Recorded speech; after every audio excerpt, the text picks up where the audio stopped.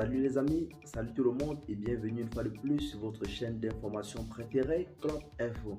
Aujourd'hui, nous continuons une fois de plus du côté de la Côte d'Ivoire où nous avons un conflit indirect qui vient une fois de plus de déclencher entre le Rassemblement des Oufouettistes pour la démocratie et la paix dirigé par le président de la République Alassane Dramane Ouattara et le PPACI dirigé par l'ancien président ivoirien Laurent Gbagbo, notamment avec ces récentes sorties organisées dans l'ouest du pays qui est déjà en train de monter la colère dans les rangs du RHDP.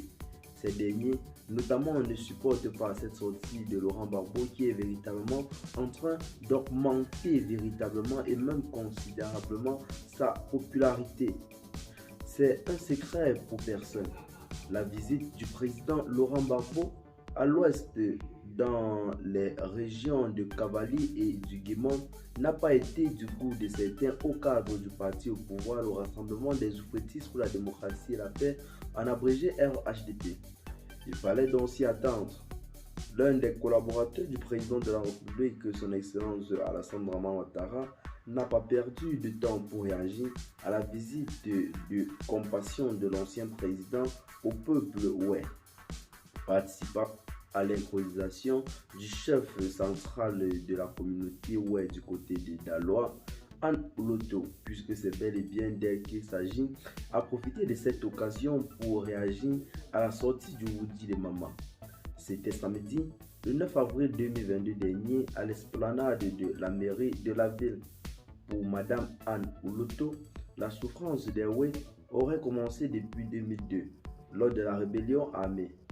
D'ailleurs, Madame Ouloto estime que dans cette crise, les Ouest n'étaient pas les seuls à perdre des proches.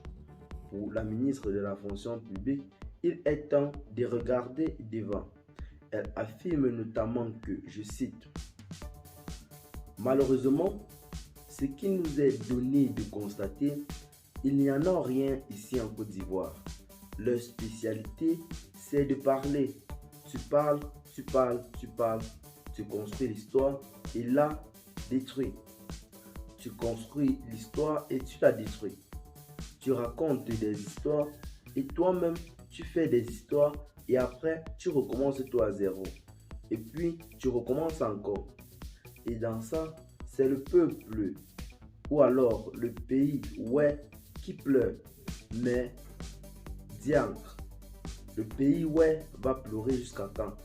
Mais quand on parle de souffrance du pays ouais, il ne faut pas parler de 2010 à 2011 seulement. En 2002 déjà, à Klaon, dans mon village, le chef a été tué en même temps que 17 notables et enterrés dans une fosse commune. Un mort égale à un mort. Attention à ne pas détruire ce que nous avons construit avec tant de difficultés. Fin de citation.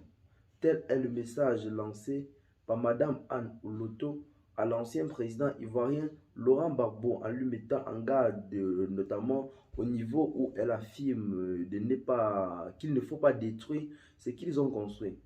Vous savez, pour vous qui avez suivi le discours de Laurent Gbagbo, notamment dans la région de l'Ouest où il est en visite en ce moment, celui-là a laissé sous-entendre que c'est ce peuple qui a véritablement beaucoup souffert. C'est donc la raison pour laquelle ce peuple ne doit plus être confronté à aucun conflit car ils ont énormément perdu pendant cette crise post-électorale de 2010 à 2011.